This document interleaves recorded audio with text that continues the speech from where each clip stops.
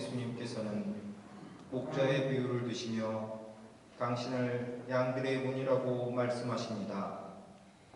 교회는 오늘 성소주의를 지내며 주님의 뜻을 받들어 성직과 소생활을 지망하는 이들이 주님의 부르심을 늘 새로이 하도록 기도합니다.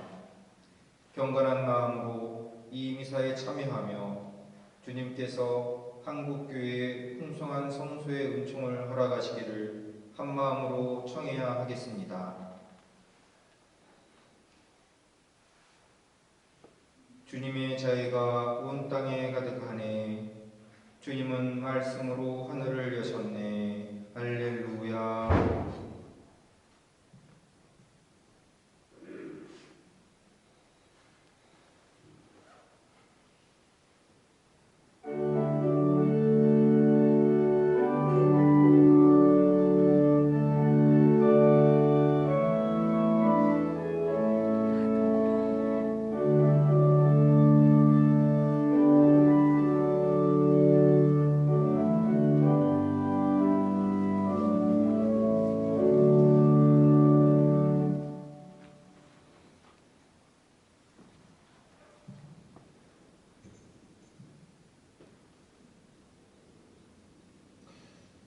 미사 시작 전에 평공성사를 못 보셨기 때문에 올해 한해서 특별히 일괄 고백과 일괄 사제 예식을 미사 전에 거행하도록 하겠습니다. 화해를 위한 마음의 준비를 하도록 하시기 바랍니다. 성부와 성자와 성령의 이름으로 아멘. 주님께서 여러분과 함께 또한 사제의 영과 함께 형제 자매 여러분, 회개하라고 우리를 부르시는 하느님께 진실한 참회의 풍성한 은총을 내려주시도록 기도합시다.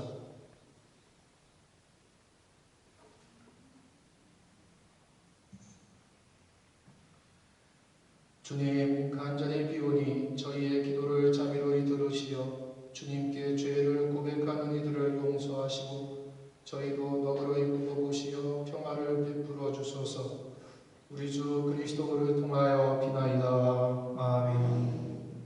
복음 해드리겠습니다. 주님께서 여러분과 함께 또한 사제의 영과 함께 마테오가 전한 거룩한 복음입니다. 주님 영광 받으소서. 그때 예수님께서 사두가이들의 말문을 막아버리셨다는 소식을 듣고 바리사이들이 한데 모였다. 그들 가운데 율법 교사 한 사람이 예수님을 시험하려고 물었다. 스승님, 율법에서 가장 큰 계명은 무엇입니까? 예수님께서 그에게 말씀하셨다. 내 마음을 다하고 내 목숨을 다하고 내 정신을 다하여 주 너의 하느님을 사랑해야 한다. 이것이 가장 크고 첫째가는 계명이다. 둘째도 이와 같다. 내 이웃을 너 자신처럼 사랑해야 한다는 것이다. 온 율법과 예언서의 정신이 이 두 계명에 달려있다. 주님의 말씀입니다. 그리스도님 찬미합니다. 예, 잠깐 앉으십시오. 예, 이 화해 예식 복음에서 보면 그게 두 가지 계명을 우리에게 알려주시죠. 하느님을 사랑하고 이웃을 사랑하고, 이 모든 게 이 두 계명의 율법의 모든 정신이라고 알려지고 있습니다. 우리가 죄를 성찰을 할 때 우리가 잘못한 것만 우리가 성찰을 하기 쉬운데, 하지 말라는 거 하는 그것도 고백을 해야 되는 내용이긴 하지만, 그리고 다른 의미에서 보면 우리가 마땅히 해야 될 사랑의 계명을 지키지 못했다면 그것 역시도 하나님께 용서를 구해야 될 항목이죠. 왜? 마땅히 해야 됩니다. 하느님께서 분명히 이웃을 사랑하라 라고 말씀을 하셨음에도 불구하고 우리가 그것을 게을리했다면, 사랑 실천을 게을리했다면 그것 역시도 하느님께 용서를 구해야 될 그런 일이 아닌가 싶습니다. 오늘 이 화해 예식을 통해서 그동안 우리가 소홀히 했던 사랑의 실천을, 사랑의 계명을 실천하지 못했던 그런 우리의 나태함도 아울러 깊이 성찰하고 하나님 앞에 용서를 구할 수 있는 그런 시간이 될 수 있기를 바라겠습니다. 그리고 우리가 어떤 잘못을 저질렀다면 그것을 기어 갚도록 노력하고 다른 어떤 중재 역시도 범하지 않도록 우리가 깊이 다짐을 하면서 이 화해 예식을 함께 하면서 죄를 고백하겠다는 결심을 하실 수 있도록 노력하시기를 바라겠습니다. 예, 잠시 우리 양심 성찰을 하는 시간을 잠깐 갖도록 하겠습니다. 조용히 묵상하십시오.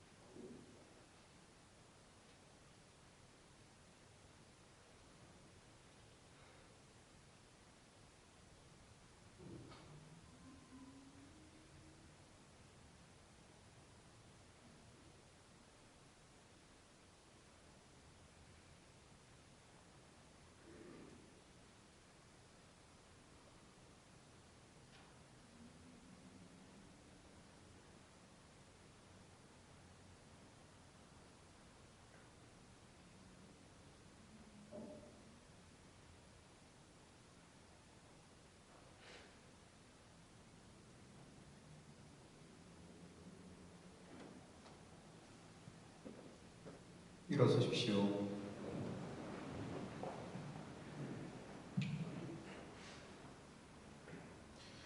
이제 성사적 사죄를 받으시려면 고개 숙이시고 고백의 기도를 함께 바치도록 하겠습니다.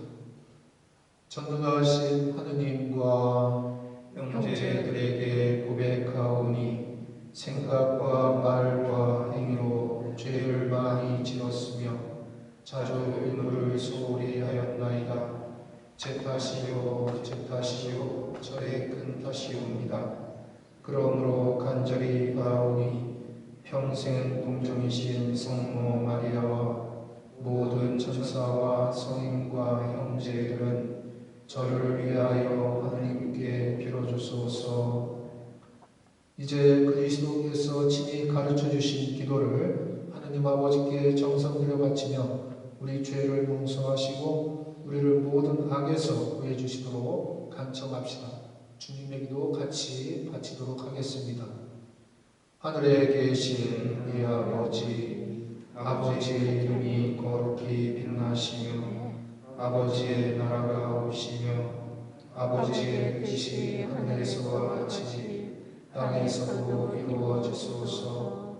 오늘 저희에게 일용할 양식을 주시고 저희에게 잘못한 일을 저희가 용서하오니 저희 죄를 용서하시고 저희를 유혹에 빠지지 않게 하시고 악에서 구하소서. 주님, 주님의 종들을 도와주시며 교회에서 죄를 고백하는 이들이 교회를 통하여 모든 죄를 용서받고 새로워진 마음으로 주님께 감사드리게 하소서. 우리 주 그리스도를 통하여 비나이다. 아멘. 예, 1번 사제요. 이게 받쳐드리겠습니다. 하느님 아버지, 저희를 먼저 사랑하시어 성자를 세상에 보내시고 그분을 통하여 세상을 구원하셨으며 죄인의 죽음이 아니라 그가 회개하여 살기를 바라시니 이 교우들에게 하느님의 자비와 평화를 주소서. 아멘. 주 예수 그리스도님, 저희 죄 때문에 죽음에 넘겨지시고 저희를 의롭게 하시려고 부활하셨으며 사도들에게 성령을 부으시어 그들에게 죄를 용서하는 권한을 주셨으니 저희의 직무를 통하여 몸소 이 교우들을 악에서 구하시고 성령으로 가득 채워주소서. 아멘. 보호자이신 성령님, 저희에게 오시어 죄를 용서하시고 저희를 성부의 자녀가 되게 하셨으니 이 교우들의 마음을 깨끗이 하시고 빛을 비추시어 어둠에서 불러내어 놀라운 빛으로 이끌어주신 분의 권능을 널리 선포하게 하소서. 아멘. 나도 성부와 성자와 성령의 이름으로 이 교우들의 죄를 용서합니다. 아멘. 네, 여러분들 이제 빠른 시간 안에 개별적으로 고해성사를 반드시 받을 수 있도록 하시기 바라겠습니다. 아시겠죠? 이거는 빠른 시간 안에 개별적으로 여러분들이 고해성사를 받는다는 조건으로 드리는 겁니다. 올해 한 해서 한시적으로. 그래서 이게 잠잠해지고 성사를 받으실 수 있을 때 개별적으로 반드시 고해성사를 받도록 노력하시기를 바라겠습니다. 참회 예식부터 미사 계속 이어집니다. 형제 자매 여러분, 구원의 신비를 합당하게 거행하기 위하여 우리 죄를 반성합시다.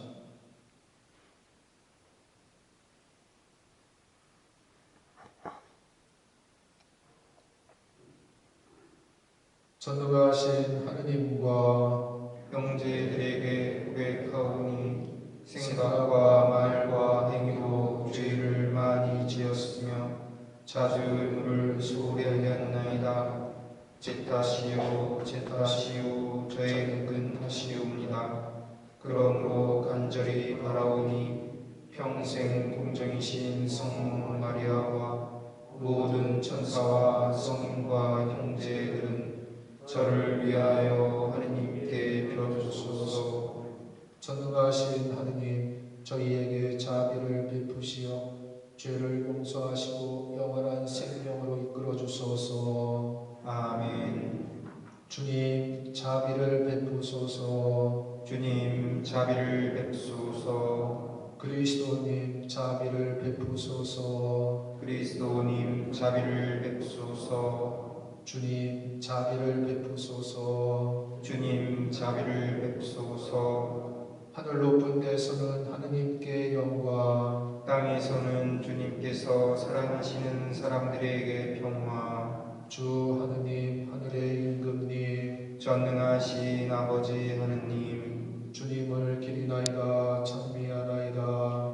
주님을 흠숭하나이다, 찬양하나이다. 주님 영광 크시오니 감사하나이다. 외아들 주 예수 그리스도님, 주 하느님 성부의 아드님, 하느님의 어린 양, 세상의 죄를 없애시는 주님, 저희에게 자비를 베푸소서. 세상의 죄를 없애시는 주님, 저희의 기도를 들어주소서. 성부 오른편에 앉아 계신 주님, 저희에게 자비를 베푸소서.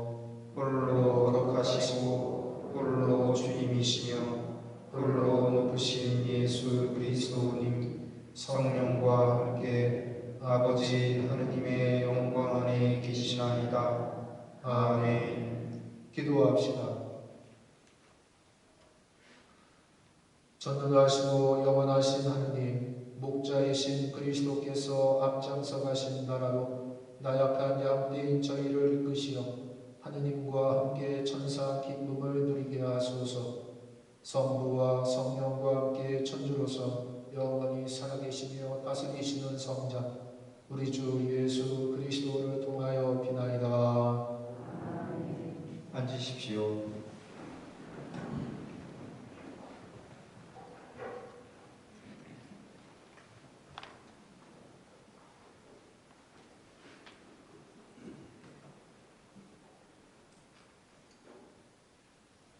사도행전의 말씀입니다. 오순절에 베드로가 11사도와 함께 일어나 목소리를 높여 말하였다. 이스라엘 온 집안은 분명히 알아두십시오. 하느님께서는 여러분이 십자가에 못 박은 이 예수님을 주님과 메시아로 삼으셨습니다. 사람들은 이 말을 듣고 마음이 꿰찔리듯 아파하며 베드로와 다른 사도들에게 형제 여러분, 우리는 어떻게 해야 합니까? 하고 물었다. 베드로가 그들에게 말하였다. 회개하십시오. 그리고 저마다 예수 그리스도의 이름으로 세례를 받아 여러분의 죄를 용서받으십시오. 그러면 성령을 선물로 받을 것입니다. 이 약속은 여러분과 여러분의 자손들과 또 멀리 있는 모든 이들 곧 주 우리 하느님께서 부르시는 모든 이에게 해당됩니다.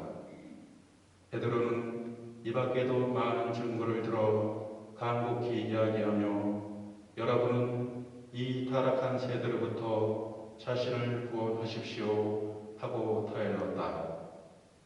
베드로의 말을 받아들인 이들은 세례를 받았다. 그리하여 그날의 신자가 3,000명가량 늘었다. 주님의 말씀입니다. 하느님 감사합니다.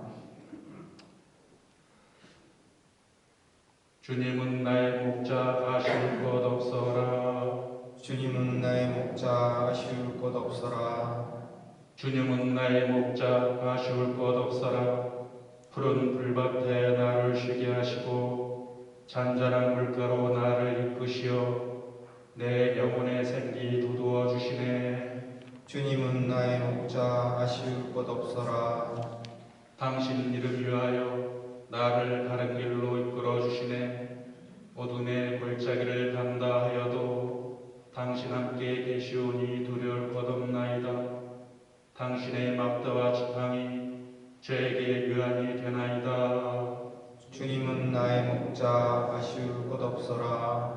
원수들 보는 앞에서 제게 상을 차려주시고 머리에 향유를 발라주시니 제 술잔 넘치도록 가득하옵니다. 주님은 나의 목자 아쉬울 것 없어라. 제 한평생 모든 날에 은총과 자애만이 따르리니 저는 오래오래 주님 집에 사오리이다. 주님은 나의 목자 아쉬울 것 없어라.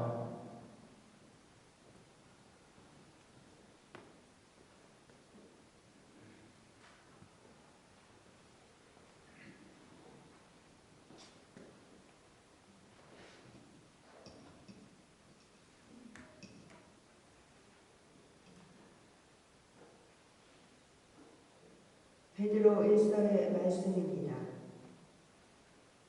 사랑하는 여러분, 선을 행하는데도 겪게 되는 고난을 견디어내면 그것은 하느님에게서 받는 은총입니다. 바로 이렇게 하라고 여러분은 부르심을 받았습니다. 그리스도께서도 여러분을 위하여 고난을 겪으시면서 당신의 발자취를 따르라고 여러분에게 본보기를 남겨주셨습니다. 그는 죄를 저지르지도 않았고 그의 입에는 아무런 거짓도 없었다. 그분께서는 모욕을 당하시면서도 모욕으로 갚지 않으시고 고통을 당하시면서도 위협하지 않으시고 의롭게 심판하시는 분께 당신 자신을 맡기셨습니다. 그분께서는 우리의 죄를 당신의 몸에 친히 지시고 십자나무에 달리시어 죄에서는 죽은 우리가 의로움을 위하여 살게 해주셨습니다. 그분의 상처로 여러분은 병이 나았습니다. 여러분이 전에는 양처럼 길을 잃고 헤매었지만 이제는 여러분 영혼의 목자이시며 보호자이신 그분께 돌아왔습니다. 주님의 말씀입니다. 하느님 감사합니다. 모두 일어서십시오. 할렐루야. 주님이 말씀하신다. 나는 착한 목자다.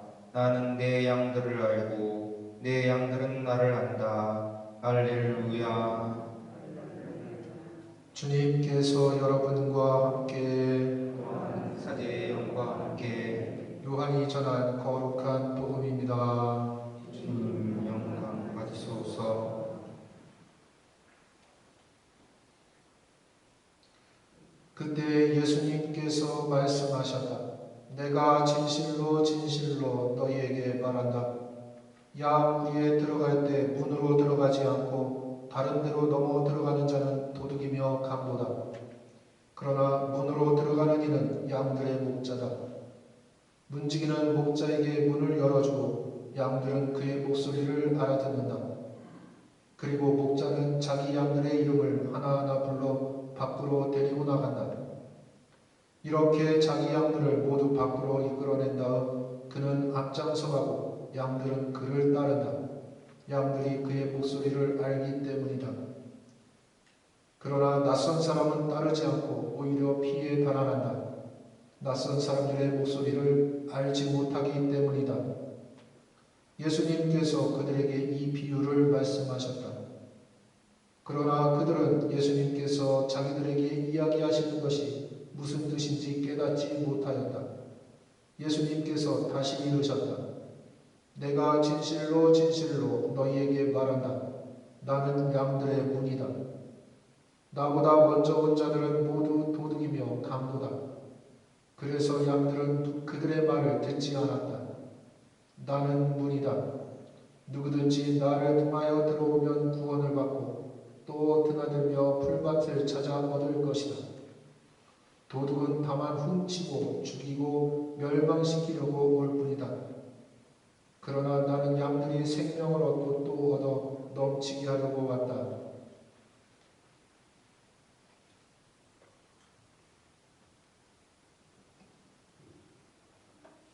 주님의 말씀입니다. 주님 승리합니다.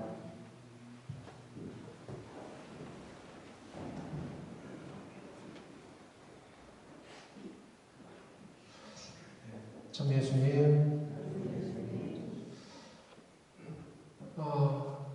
그동안 미사 드리고 싶으셔가지고 몸이 좀이 쑤시셨죠? 네? 많이 불편하시죠 지금? 마스크 이게 차림이 그렇게 편하지는 않을 겁니다. 그죠? 근데 우리가 다른 쪽으로 한번 묵상을 해보셨으면 좋겠습니다. 여러분들 성당에 올라오실 때 1층에서 발열 체크를 하셨을 겁니다. 그죠? 그 발열 체크를 하면서 과연 어떤 생각이 들었는가요? 우리 수원교구에서 만들어진 그 문구 중에 아주 우리가 좀 깊이 생각해야 될 부분이 있습니다. 우리가 매번 올 때마다 이거 발열 체크를 해야 됩니다. 계속 이게 이제 종식이 될 때까지 발열 체크를 하면서 내가 나의 신앙의 열정이 어느 정도인지 한번 체크를 해보셨으면 좋겠습니다. 내가 내가 가지고 있는 신앙의 열정이 어느 정도 되는가? 간절했습니까? 아니면 그저 그냥 남이 하니까 쫓아가는 그런 형식적인 신앙생활이었습니까? 그거를 한번 체크를 해보셨으면 좋겠습니다. 발열 체크를 하면서. 그리고 2층에 올라오셔서 여러분들 바코드 아마 다 체크를 하셨을 겁니다. 인원 점검을 하셨을 겁니다. 그 체크를 하면서 내가 과연 지금 어디에 있는가? 나는 과연 누구인가? 그거를 한번 여러분들이 생각을 해보셨으면 좋겠습니다. 지금까지 그 생각을 못 하셨다면 이제부터 내가 과연 지금 어디에 가고 있는가? 내 자리는 지금 어디 있는가? 묵상해 보셨으면 좋겠고요. 마지막으로 여러분들 지금 마스크 쓰고 있습니다. 그렇죠? 말을 제대로 못하니까 좀 불편하시죠? 이 마스크를 쓰면서 우리가 내 입을 통해서 내가 얼마나 많은 사람들한테 상처를 줬었는가. 내 입을 통해서 얼마나 많은 뒷담화를, 그리고 내 입을 통해서, 우리 입을 통해서 얼마나 많은 가짜뉴스들을 퍼나르고 그 가짜뉴스를 비판 없이 그냥 무비판적으로 그냥 퍼뜨려 날랐는가. 이 부분에 대해서 오늘 성찰하는 그런 시간이 되었으면 좋겠습니다. 단순히 마스크를 써서 불편하다 이게 아니라 이걸 통해서 하나님께서 무엇을 말씀하려고 하십니까? 야, 너네들이 지금 입으로 지금까지 저질렀던 그 남을 험담하는 것, 그리고 가짜뉴스를 무비판적으로 그냥 퍼뜨려 날렸다는 것, 이 부분을 한번 여러분들이 깊이 반성해라 라는 메시지가 아닌가 싶습니다. 불편하시겠지. 당분간 그 불편을 감수를 하셔야 될 겁니다. 그러나 이 마스크를 쓰는 의미, 우리에게 침묵할 줄 아는 용기도 우리들에게 가져라 라는 말씀을, 메시지를 여러분들이 알아들으셨으면 좋겠습니다. 이 코로나가 언제 종식이 될지는 모르지 하고도, 그러나 이거를 계기로 해서 우리들이 지금까지 깨닫지 못하고 그냥 넘어갔던 이 부분들을 한번 깊이 다시 한번 성찰해보는 시간이 됐으면 좋겠습니다. 오늘 성소주일, 부활제사주일 성소주일 미사를 봉헌하고 있습니다. 오늘 복음에서 예수님은 목자와 양들에 관한 비유를 통해서 이 신뢰라는 것에 대해 강조를 하십니다. 여러분들 양들의 속성에 대해서 잘 아십니다. 양들은 외부의 적으로부터 자신을 보호할 수 있는 방어수단이 거의 없죠. 발이 빨라서 멀리 도망가지도 못하고 힘이 강해서 적과 싸우지도 못합니다. 심지어는 시력도 너무 약해서 멀리서 다가오는 적을 빨리 발견하지도 못합니다. 겁은 또 얼마나 많은지 똘똘 뭉쳐서 떼로 몰려다니는데 너무 단순하다 보니 눈앞에 풀만 뜯어먹다가 무리를 놓쳐서 혼자 길을 잃어버리기도 합니다. 그러다 보니 양들은 살아남기 위해서 자기들을 지켜주고 이끌어주는 목자가 반드시 필요한 것입니다. 양에게 이런 좋은 점이 하나도 없다면 얼마나 불행하겠어요. 그러나 양들에게도 좋은 점은 하나 있습니다. 그게 뭘까요? 양은 청각이 상당히 발달되어 있습니다. 청각이. 이 양들은 시각이나 후각 대신에 청각으로 모든 것을 찾아내고 구별해냅니다. 그래서 자기들의 목자인지 남의 목자인지 자기 양떼인지 남의 양떼인지 아주 기가 막히게 구별합니다. 정확하게 구별합니다. 그래서 자기 목자가 부르면 얼른 거기로 따라가는 특성이 있습니다. 자기들을 지켜주는 목자에 대한 신뢰도가 엄청 높다는 것이죠. 예수님은 그런 목자와 양들의 관계를 예수님과 백성들의 관계로 비유하십니다. 예수님보다 먼저 온 자들은 하나같이 도둑이고 강도라고 하십니다.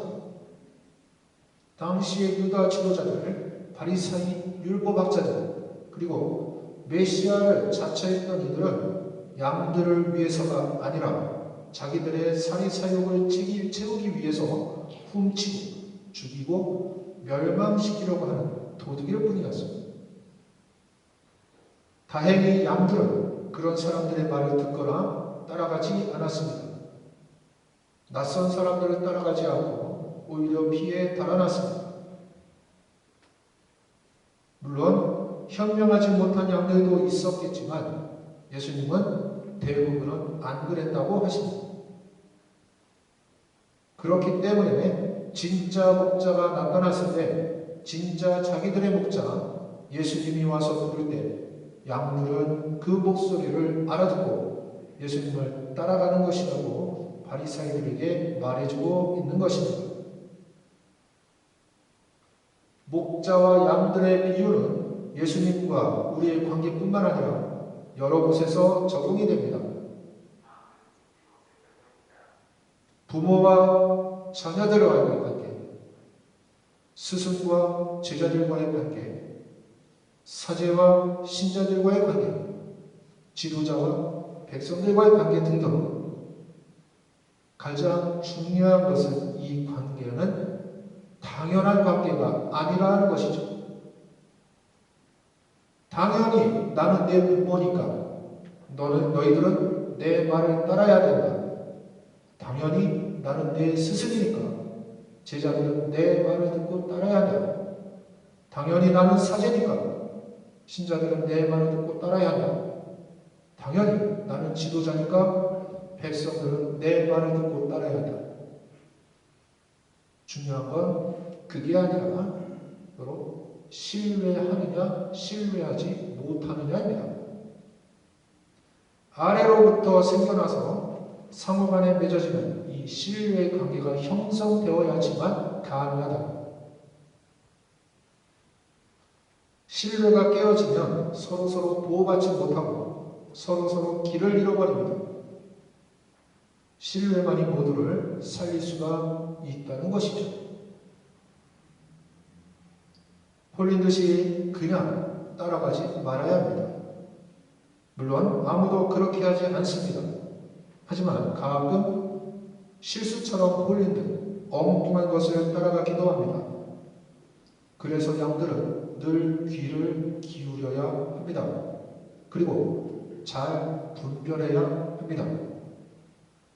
과연 양들만 그래야 될까요? 목자들도 마찬가지입니다. 부모님도 선생님도 사제들도 지도자들도 마찬가지입니다. 왜냐하면 그 목자들 역시도 예수님 앞에서는 전부 뭐다? 양들이기 때문에 그렇습니다. 우리들 모두가 신뢰받을 수 있는 목자가 되기를 바라겠습니다. 그러려면 정말 이게 예수님의 목소리인지 아니면 악마의 목소리인지를 잘 분별하고 식별을 해야 되겠죠. 그 식별을 하려면 잘 집중해서 귀를 기울여야 되겠죠. 내가 지금 어느 목소리에 귀를 기울이고 있는가? 악마의 목소리에 귀를 기울이고 있는가? 아니면 예수님의 목소리에 귀를 기울이고 있는가를 집중해서 한번 들어보시면 답이 나올 겁니다. 우리가 지금 어느 쪽에다가 더 관심을 가지고 있었고 어느 쪽에 신경을 덜어 쓰고 있습니다. 오늘 성서주일 양들과 목자의 비유 이야기를 들으시면서 우리가 현명한 목자, 현명한 양들이 되실 수 있도록 함께 노력하고 우리가 올바른 분별력을 주시도록 하느님 아버지께 청해야겠습니다. 아멘.